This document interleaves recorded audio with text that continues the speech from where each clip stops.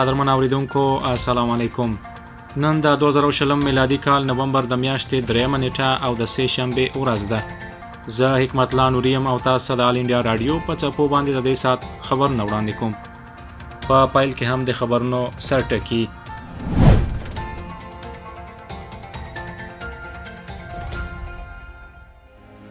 د بنگلاديش د کورنۍ چارو وزارت ویلي چې د هغو کسانو پر وړاندې وسخت ګامونه اوچت کړي چې د لګیو هندوانو کورونه یې ویجاړ کړي. د کینیا دفاعي ځواکونو مشر د هندوستان د پوځ له لوی درستیز جنرال منوج ناراواین سره خبرې اترې کړې دي. وسلوالو پر کابل پانتون برید کې د زده کوونکو په ګډون 19 کسان وژلي دي. ایر انډیا د هند او چین ترمنځ 4 نور د بندي بهارت ماموریت الوتنې ترسره کوي. امریکایان نن خپل نوی ولسمشر ټاکي او په هندوستان کې له کووډ-19 څخه د رغېدو کچه نږدې 92% ته رسېدلې ده. اوس هم بشپړ خبرونه واورئ. د بنگلاديش د کورنۍ چارو وزیر اسدالزمان خان کمال د دوشنبه په ورځ وویل چې د حکومت د هغو خلکو کسانو پر ضد د سخت اقداماتو امر صادر کړی چې د کومیلا په ولسوالۍ کې یې د یکشنبه په ورځ د لګیو هندوانو کورونو ته په دې تور اور ورته کړی چې پر فیسبوک کې د اسلام سپکاوی کړی دی. دا باعث خبري اژانس خبر ورکړی چې د کورنۍ چارو وزیر ویلي چې د ټولو تورنو کسانو د نیولو او د ښکېلو کسانو پر وړاندې قانوني چلند پیل کولو امر صادر شوی دی. د کورنۍ چارو وزیر کمال زیاته کړه چې څو شکمن کسان د ویجاړۍ په تور نیول شوي دي.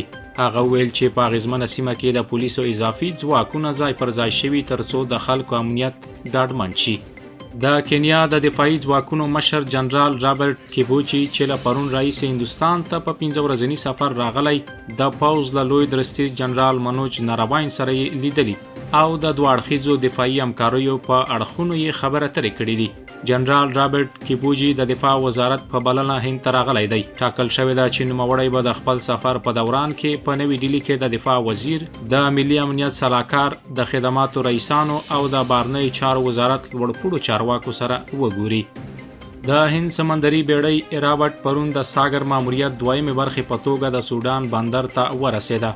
د هندوستان حکومت ملګرو بهرنیو هیوادونو ته د طبیعي آفتونو او د کووډ-19 وبا د کنټرول لپاره مرستې چمتو کوي. په دې موخه انس ایروټ 100 ټنه خوراکي توکي د سودان د خلکو لپاره لیږدوي.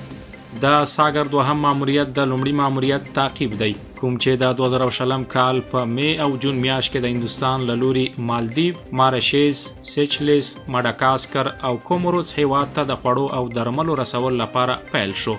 انس ایراوت به د ساګر دوهم ماموریت برخې په توګه سودان، سویلي سودان، جیبوټي او اریټریا ته د خوراکي توکو مرستې ورسوي.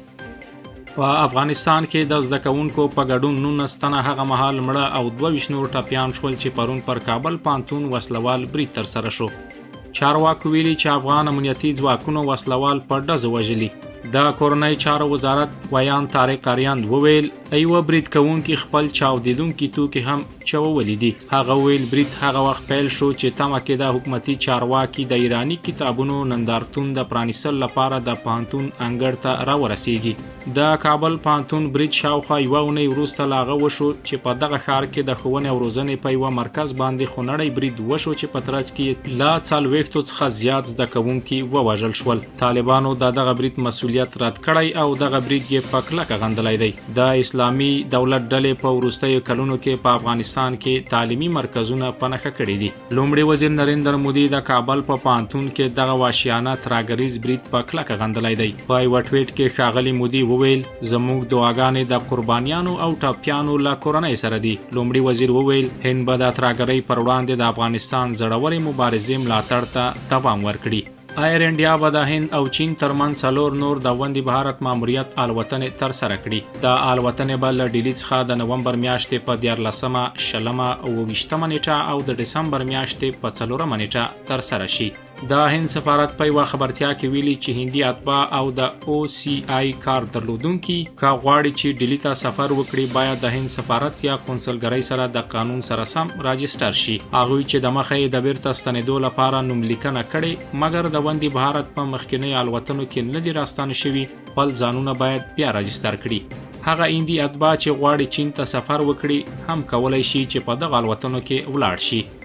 د متحده ایالاتو وګړي به نن د نوي ولسمشر د ټاکلو لپاره رای ورکولو په لور ولاړ شي. دواړو نمایندانو ولسمشر ډونالد ټرمپ او جو بایدن پرون د رای ورکوونکو د خوښولو لپاره وروستۍ هڅې وکړې. ټرمپ په میشیګان، ایوا، شمالي کارولینا، جورجیا او فلوریډا کې کمپاین وکړ. بایدن بیا په فلاډلفیا کې ډیری غونډې ترسره کړې ځکه چې هغه د پنسلوانیا د ګټلو په لټه کې دی. نږدې 2 میلیونه امریکایانو لا د مخې خپل رای کارولی چې ممکن په ځینو ایالتونو کې د رای شمیرل ورځ یا اونۍ وخت ونیسي. ګټونکی به د نن شپې د رای اچونې د بندېدو وروسته په 2 ساعتونو کې اعلان شي.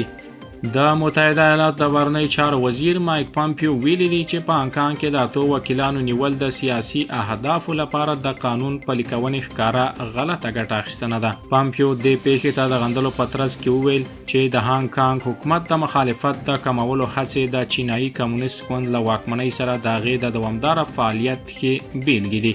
هغه وویل چې متحده ایالات په هانګ کانګ کې د مقننه قوې شورا د 15 غړو په شمول د 8 دیموکراتیکو سیاستمدارانو نیول په کلکه غندي. پامپیو زیاته کړه د هانګ کانګ د حکومت زورول او دیموکراسي پلوه استازو تهدیدول او د مخالفت راکمول د چین د کمونیست ګوند سره د روانو لاسوهنو ښکارنده بیلګه ده، کوم چې د هانګ کانګ ژمنه شوي خپلواکي او بشري حقونو ته درناوی غواړي. په ویانا کې وروسته له هغه چې وسلوالو کسانو د ویانا په مرکزي برخه کې په بیلابیلو ځایونو ډزې وکړې، په ترڅ کې یې 2 تنه وژل شوي او یو شمېر نور ټپیان شوي دي. یو تن وسلوال د پولیسو لخوا په ډزو وژل شوی. پولیسو ویلي چې دوی لا هم د یو بل وسلوال په لټه کې دي. تېره شپه پولیسو وویل چې بریدونه د ښار په مرکز کې د یهودانو عبادت خونې ته څیرمه په 6 ځایونو کې د ګڼو مشکوکو وسلوالو لخوا ترسره شوي. ډزې یوازې 2 ساعته وړاندې له هغې پیل شوې چې د کورونا وایروس له امله د بندیزونو لګېدو ته یوازې 2 ساعته پاتې وو او خلکو له کورونو بهر په رستورانټونو او خوړنځایونو کې د نسبي ازادۍ له وروستۍ شپې خوند اخیستو. لومړي وزیر نریندر مودي نن وویل چې هغه په ویانا کې د وحشیانه ترهګریزو پیښو له امله سخت خواشینی شوی دی. په یوه ټویټ کې ښاغلي مودي وویل هندوستان د دغې غمیزې پر وخت له اتریش سره ولاړ دی. فیلیپین ګونی طوفان ځپلی او په ترڅ کې یې لږ تر لږه 14 تنه مړه شوي او 3 نور لا درکه دي. یا طوفان د فیلیپین د سویلي برخو لوزون اصلي ټاپو څخه له تېرېدو وروسته کمزوری شوی دی. ګونی له هایانا طوفان وروسته په فیلیپین کې تر ټولو ځواکمن او تباه کوونکی طوفان دی، کوم چې په 2014 کال کې له 6300 څخه زیات کسان وژلي وو. د هند حکومت نن وویل چې د هیواد له کووډ-19 څخه د بیا رغېدو کچه نږدې 92 سلنې ته رسېدلې ده. په تیرو 24 ساعتونو کې له 58,000 څخه ډېر د کووډ-19 ناروغان روغ شوي. د روغتیا وزارت ویلي د روغ شویو کسانو ټول شمیر 7.6 میلیونه ته رسېدلی. اوس مهال ورځنۍ پیښې د 8 مثبتو پیښو یوازې 4.55 سلنه جوړوي. دا مهال په هیواد کې د ټولو مثبتو پیښو شمیر 541 دی. په تیرو 24 ساعتونو کې د کووډ-19 8,310 نوې پیښې هم ثبت شوي دي، چې په دې سره د راپور ورکړل شویو پیښو ټول شمیر له 8.2 میلیونه څخه واوښت. د روغتیا وزارت وویل چې سمې کړندلارې، آزموینې، تعقیب او درملنې موثره پلي کول د لوړې روغې جوړې او ټیټې مړینې لامل شوي. اوس مهال د کووډ-19 له کبله په هندوستان کې د مړینې کچه 1.9 ده، چې دا په نړیواله کچه یوه له ټیټو کچو څخه ده. د تیرو 24 ساعتونو په جریان کې د 490 تنو د مړینو راپور هم ورکړل شوی دی، چې په دې سره د مړو ټول شمیر 1,93,090 ته ورسید. قدرمن اوریدونکو، د خبرونو په پای کې یو ځل بیا د مهمو وروستیو خبرونو سرټکي واورئ. د بنگلاديش د کورنیو چارو وزارت ویلي چې د هغو کسانو پر وړاندې به سخت ګامونه اوچت کړي چې د لږیو هندوانو کورونه یې ویجاړ کړي دي. د کینیا د دفاعي ځواکونو مشر د هندوستان د پوځ له لوی درستیز جنرال منوج نراواین سره خبرې اترې کړې دي. وسلوالو پر کابل پانتون برید کې د زده کوونکو په ګډون 19 کسان وژلي دي. ایر انډیا د هند او چین ترمنځ 4 نور د وندې بھارت ماموریت الوتنې ترسره کوي. امریکایان نن خپل نوی ولسمشر ټاکي او په هندوستان کې له کووډ-19 څخه د رغېدو کچه نږدې 92 سلنې ته رسېدلې ده. د خبرونو پای.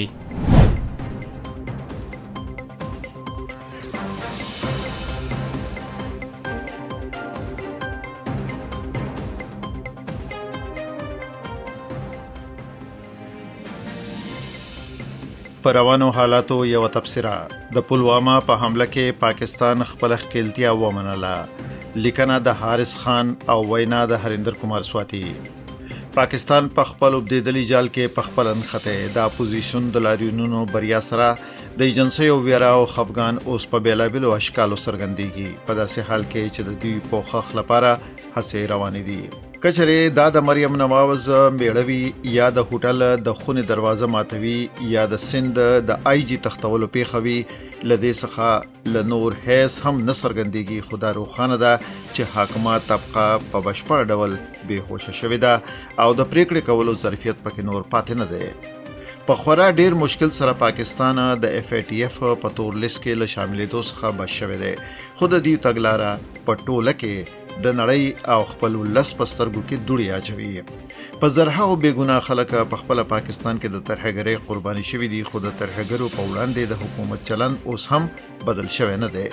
گاونډي هیوادونه که افغانستان، ایران او یا هم هند دا مسله په دوړ خيزو خبرو او نړیوالو سازمانونو کې راپورته کوي چې پاکستان به تر هغه پورې په سیمه کې ثبات ولري تر څو چې ترهګرو ته خپل ملاتړ ورنکړي، خو په سیمه کې د صلح تمه نشي کېدلی. د پیښور د چاودنې په اړه د خپل خبرګون په لړ کې د پی ډی ایم مشر مولانا فضل الله هم ویلي چې د ترهګرۍ د کنټرول لپاره د پوز او حکومت ټولې دیاوې دروغ او بې بنسټه وي. لداسې یو هیواد څخه چې ترهګرو ته ستراتیژیکه پانګه وړاندې کوي، له هغه څخه دا هیله کول چې ګوا کې د ترهګرو په اړه به کوم پریکنده اقدام وکړي تمای کول به ګټه دي. په تیر ورځو کې په حکومت کې د مخکخ وزیر په توګه فواد چودھری دا اعتراف وکړو چې د پلوامه برید د پاکستان لپاره د ویاړ شیبه وه. دا ډیر لوی ګډوډي په ډاګه کوي چې د نړیوالې ټولنې لخوا ورته پام شوی دی. یاد وزیر فواد چودھری دا د عمران خان په مشرۍ د پاکستان بریا وبلله. اوس د پاکستان راز په بشپړه توګه خلاص شوی دی او د هند دا ادعا چې پاکستان د پلوامه په برید کې داخل وو بلاخره رښتینې شوه. هندستان سو ځله دا مسله په نړیوالو فورمونو کې راپورته کړي او ټول شواهد یې وړاندې کړي، خو پاکستان تل ترهګرو ته په سزا ورکولو کې خنډ او زند رامنځته کړی دی. مګر اوس به د عمران خان لپاره دا اسانه نه وي چې د خپل وزیر د اعترافاتو بیان څخه لاس واخلي. په زړه پورې خبره دا ده چې د حکومت د مخکخو کتابوالو ناپوهۍ او بې خبره بیانیې لا هم روانې دي.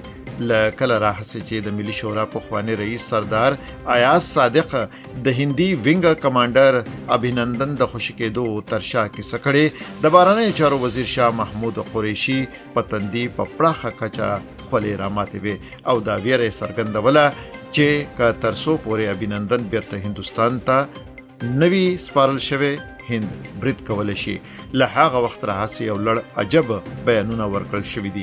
په دې وروستیو کې د کورنۍ چارو وزیر اجاز شاه هم ګواښ وکړ چې د طالبانو په واسطه به د نون لیگ غړو ته درس ورکړل شي. د دې ویلو هیڅ ضرورت نشته چې طالبان د پاکستان د پوز ملاتړ لري او د دواړو خبره یو شان ده.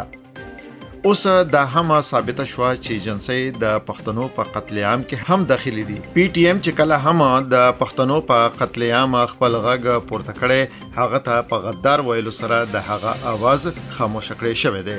اوس خو اجاز شاه په خپل وایي چې بلور کورنۍ وجل شوی، د میا افتخار زوی وجلې دا عکس العمل وو. خدای دې هغه چاته لارښود او ساتنه وکړي څوک چې د نون لیگ یا ایاز صادق بیان سره همغږي وي. هغه څوک چې د اردو په وړاندې خبرې کوي باید له پولې تیر شي او امرتسر ته لاړ شي. په یاد ولرئ چې دا هم هغه بریدګر شاه دی چې بېنظیر بټو د هغې تر وجنې د مخه د هغې د وجلو دسیسه یې جوړه کړې وه او د القاعدې او طالبانو سره اړیکې خورا قوي وي. د ترهګرو د ملاتړ د لارې اغیزې هم په ټولنه کې جبر منفي اغیز لري. که د شاباس تاثیر وجنوي یا د کفر په تور د خلکو لخوا د خلکو وجنوي، حاکمه طبقه ممکن د هغه اندازې څخه خبره نه وي چې تر کومې کچې د پاکستان عکس خراب شوی. پاکستان دا باید هیر نکړي چې له داسې خبرو سره د هغه عکس ته ډیر زیان اوړي.